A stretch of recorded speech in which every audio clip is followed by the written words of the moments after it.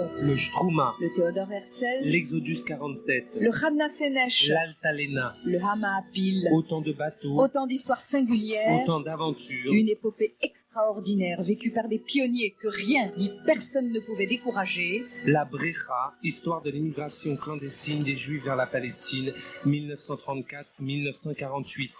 Un feuilleton conçu et réalisé par Laurent Lopez et Gilles Rosier, Avec le soutien de la Fondation Doron.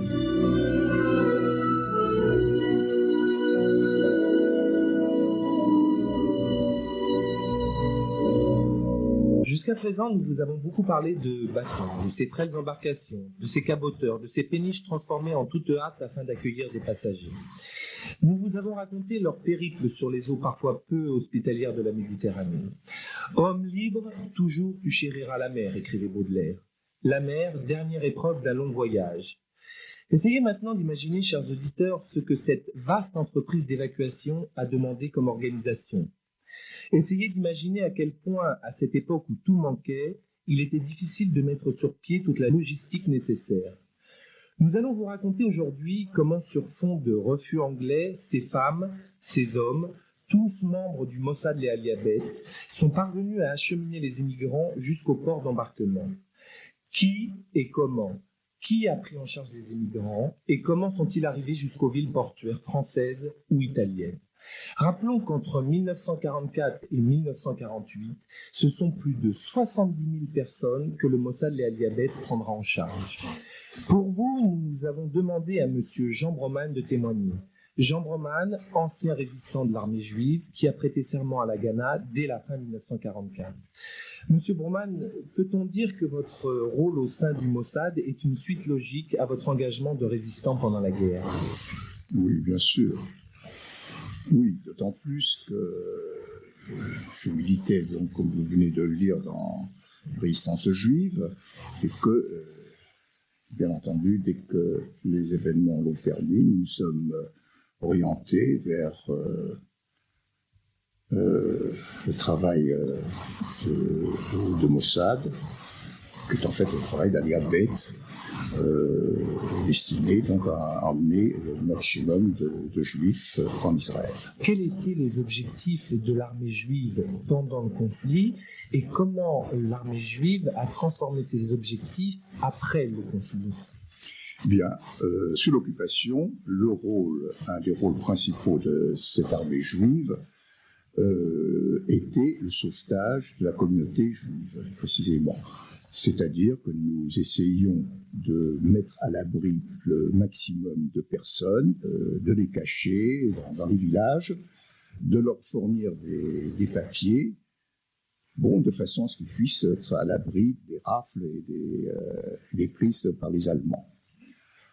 Puis, après la guerre, nous sommes donc consacrés à amener précisément ces gens qui ensuite n'avaient plus de foyer, n'avaient plus de maison, et s'ils le désiraient, de les amener en Israël.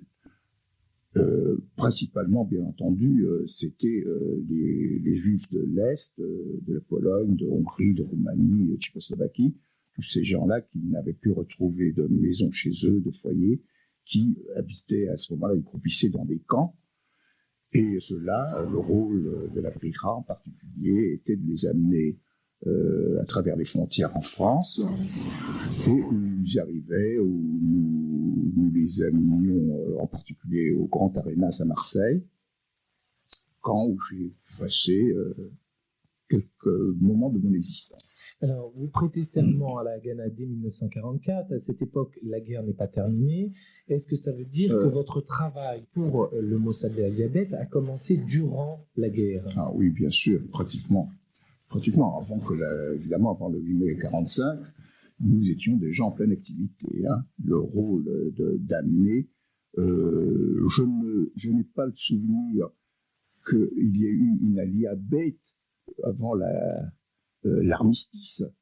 C'est toute réserve que je vous dis cela, mais je sais que déjà nous travaillions, nous amenions des Juifs à travers l'Europe, et en particulier en collaboration avec les troupes de la brigade juive, qui étaient à l'époque en Autriche et en Italie, Et nous les amenions dans des camps en France, en attendant, n'est-ce pas, d'avoir des bateaux et que nous puissions donc les faire partir en Israël. Alors, quels ont été vos premiers contacts avec la Haganah? Est-ce que vous vous en souvenez? Comment la Haganah s'y est-elle pris pour entrer en contact avec les dirigeants ou les militants engagés au sein de l'AJ? Le contact était établi, c'était nous étions, ils nous connaissaient, enfin notre organisation était probablement en contact déjà avec eux, hein. C'est pas eux qui étaient en contact avec nous, mais c'est nous qui étions en contact avec eux.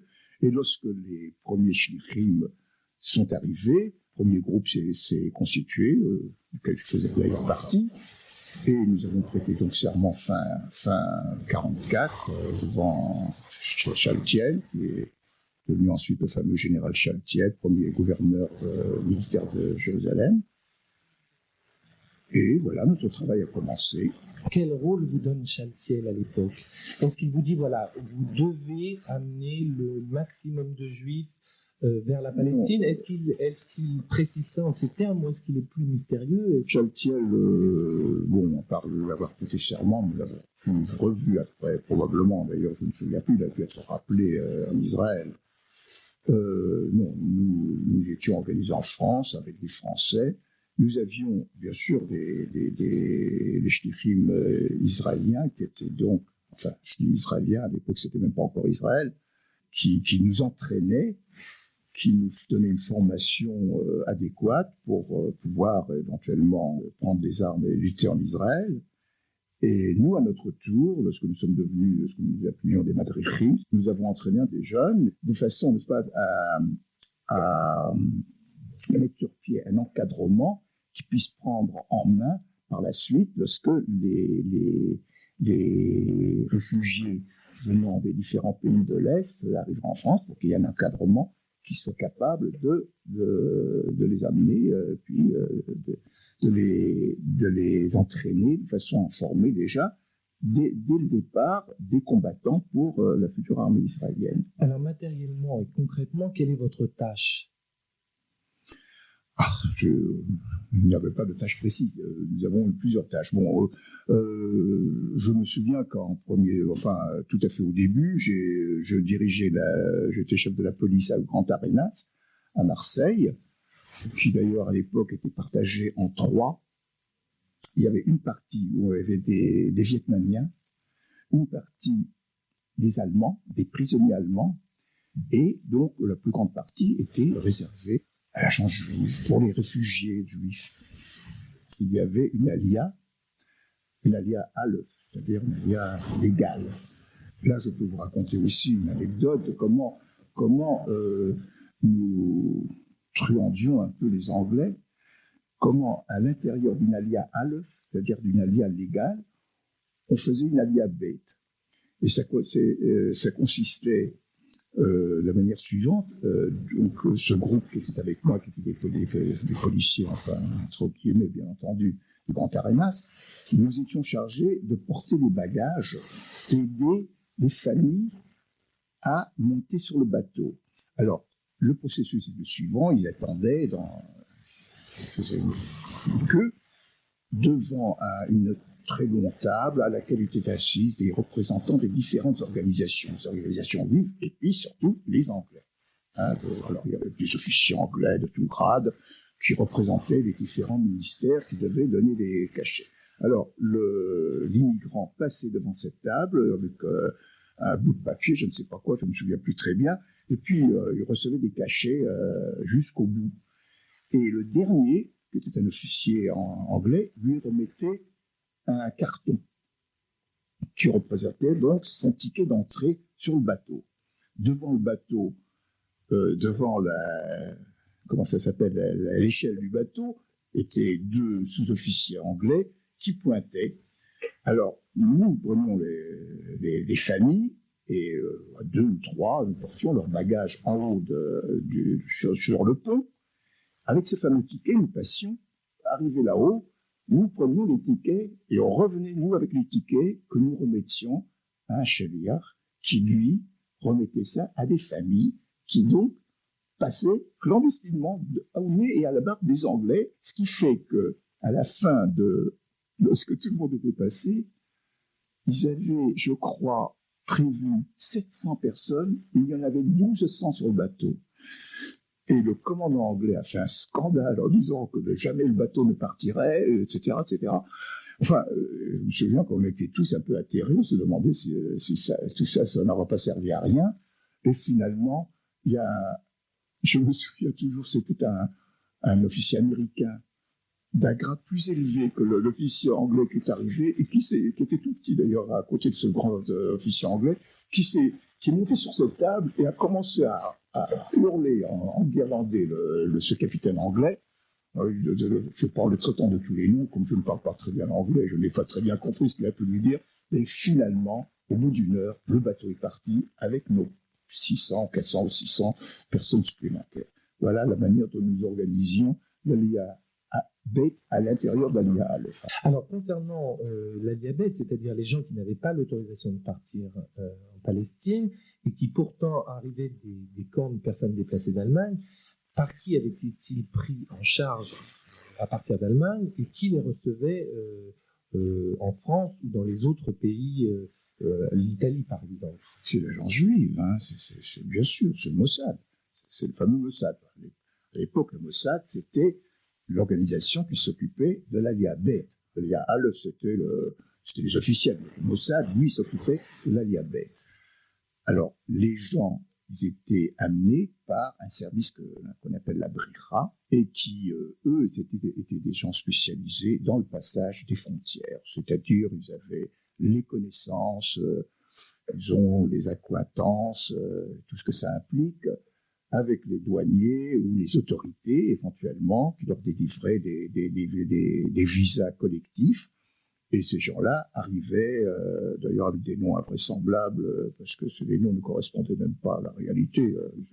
Ils avaient tous des noms qui n'étaient pas les leurs. Concernant le passage clandestin de frontières, je vous propose d'écouter maintenant le témoignage de Rachel Chegam, ancienne résistante et journaliste, qui, pour le compte de Nouvelle Renaissance et de Paris Matin, a suivi 2 groupes. Écoutez son témoignage. J'ai commencé à Brno, en Tchécoslovaquie, qui était la première étape des groupes de juifs qui fuyaient la Pologne, justement juste après le pogrom de Kielce. Et je les ai vus arriver absolument terrorisés, épuisés, vraiment traumatisés. Et ils étaient des hommes, des femmes, des enfants. Ils avaient appris dans tout ce qui s'était passé dans les camps et en Sibérie qu'on n'emportait rien ou très très peu de choses, seulement ce qu'on peut mettre sur soi. Ce qui fait que bien que ce soit l'été et qu'il faisait très chaud, les femmes avaient 3-4 robes l'une sur l'autre, des hommes avec des par-dessus qui étaient bien trop chauds pour la saison, mais ils avaient l'impression que c'était la seule chose qui pouvait sauver. Et ils avaient sans ça un petit paquet de rien du tout. À Brno, l'Alia Beit avait loué un khan, c'est-à-dire une ancienne auberge turque. Et les gens arrivaient là, on les mettait, vous savez, c'était des constructions carrées, avec au premier étage une galerie et des espèces de cellules où il n'y avait qu'une paillasse par terre. Et tous les gens allaient se coucher là, on leur a donné à manger, et le lendemain matin, on devait partir très tôt. Et j'ai assisté là à une chose extraordinaire. Ces gens, je vous dis que j'avais vu arriver tellement traumatisés, ils devaient gagner la gare et on leur avait dit d'être 3 par 3, donc en rang, mais surtout, ils ne devaient absolument pas parler, parce que le yiddish a des consonances allemandes et si on les entendait parler, on pouvait supposer que c'était des nazis qui essayaient de fuir. Et c'était, comment dire, c'était un peu fantastique de voir ce nombre de personnes surréaliste. Oui, absolument muets, et même les petits enfants ne pleuraient pas. Et lorsqu'ils sont sortis, les hommes en tête, je les ai vus se redresser et essayer de marcher au pas, de façon à ce qu'on ne les plaigne pas, de façon à ce qu'on ne les regarde pas comme des épaves. Et je vous assure que c'était déjà une forme de dignité et de courage extraordinaire. Nous sommes donc arrivés à la gare, ne parlaient avec les employés de la gare que des guides tchèques qui étaient mandatés là par la Liabet, et nous sommes montés dans le train. Le train est parti, il a roulé pendant pas mal de temps, et ensuite il s'est arrêté. Et la frontière était relativement loin. Il fallait aller à pied jusqu'à cette frontière parce que le train n'allait pas plus loin. Il y avait là des paysans avec des carrioles qui ont fait monter des gens d'un certain âge, et les femmes et les petits-enfants, et nous sommes partis ainsi. Nous avons aussi marché pendant un certain temps. À la frontière, les soldats russes ont examiné des papiers, c'était des visas collectifs qu'ils ne pouvaient d'ailleurs pas lire parce que ce n'était pas en caractère cyrillique mais en caractère latin, mais il y avait énormément de cachets qui avaient l'air d'être vrais et qui étaient en partie vrais. Par conséquent, nous sommes entrés en Autriche. De là, nous avons repris un autre train qui nous a emmenés à Vienne. Vienne était donc la deuxième étape. Là, à la gare, vous aviez les délégués de la Liabet, vous aviez également des médecins qui étaient sur place, et tout le monde a été emmené à l'hôpital Rothschild, qui avait été repris par la communauté juive. Il était entièrement vidé lorsqu'ils en ont pris possession, mais l'armée américaine a donné enfin ce qu'il fallait à peu près pour des examens. Et toutes les personnes qui faisaient partie des groupes subissaient un premier examen rapide, médical, pour savoir s'ils n'avaient rien. Mais on gardait les femmes enceintes, les familles avec des petits bébés, restaient à l'hôpital quelques jours, ce qu'il fallait. Les autres étaient immédiatement remontés dans des camions, étaient envoyés dans différents camps qui se trouvaient dans la périphérie de Vienne. Est-ce que vous vous souvenez de voyages qui aient posé plus de problèmes, soit à cause d'un itinéraire difficile, soit à cause de la saison, par exemple? Oui, entre la Tchécoslovaquie et l'Autriche, j'ai fait ce trajet en été. Alors, c'était très pénible parce que c'était un soleil de plomb. On n'avait évidemment rien à boire, quoique des paysans au bord de la route, quelques-uns nous offraient des verres d'eau. Ils ont été vraiment très très chics. Mais le voyage, l'étape que j'ai faite, qui a été la plus pénible, je l'ai faite quelques mois après, en plein hiver. C'était celle entre l'Autriche et l'Italie. Je suis arrivée dans une maison, soi-disant de repos, où il devait y avoir en principe une quarantaine de personnes et où on n'était pas loin de 600-700 personnes. Toutes des personnes déplacées. Tout ça des Juifs qui voulaient partir, qui ne voulaient aller nulle part d'autre qu'en Palestine. Donc, ils étaient absolument pris en charge par la Liabet, qui les prenait dans les camps, ils laissaient leurs papiers et qu'on redonnait à des nouveaux arrivants. C'est comme ça que les camps de personnes déplacées avaient tant de personnes. On n'avait pas le droit d'en prendre plus, mais évidemment, c'était un roulement, c'était toujours les mêmes visas, les mêmes noms, mais en réalité, les personnes n'étaient pas les mêmes, c'était un roulement. Alors, vous voilà partis sur les routes pour passer la frontière entre l'Autriche et l'Italie. Oui, des camions sont venus nous prendre dans cette maison, en faisant bien attention que les voisins ne se rendent pas compte de la quantité de gens qui étaient dans la maison. Et nous sommes partis, nous sommes arrivés à la frontière autrichienne. Là, les douaniers nous ont informé que dans l'après-midi même, des agents britanniques de la sécurité étaient passés en les prévenant que certainement il y allait y avoir des groupes et que surtout ils les préviennent immédiatement. ce qu'ils n'ont pas fait, évidemment. Et la frontière, donc le poste de douane italien était peut-être à 150-200 mètres par la route. Malgré cela, il était déjà 11 heures du soir, et je dois également rendre hommage aux jeunes chauffeurs, parce qu'ils ont conduit admirablement sur ces routes enneigées. Il y avait depuis 5 jours des tempêtes de neige. Nous avons dû partir dans la montagne, sur des sentiers qui n'existaient plus, avec un jeune guide, et nous avons marché pendant 7 heures, en s'arrêtant une seule fois, et on nous a bien recommandé de ne pas nous asseoir, parce que si on s'essayait, on n'arriverait pas à se relever. Donc on s'appuyait simplement sur un arbre, et on essayait de reprendre un peu souffle. Ça a été vraiment un calvaire inimaginable. Il faisait un froid horrible. Les gens n'étaient pas chaussés d'une manière avec des chaussures de montagne. Et ça a été vraiment un calvaire. J'ai vu des gens se laisser tomber par terre et supplier qu'on les laisse, qu'on continue. Et à ce moment-là, d'autres venaient les soutenir. Et nous sommes arrivés en Italie à 6 heures du matin, là où on avait rendez-vous avec d'autres camions.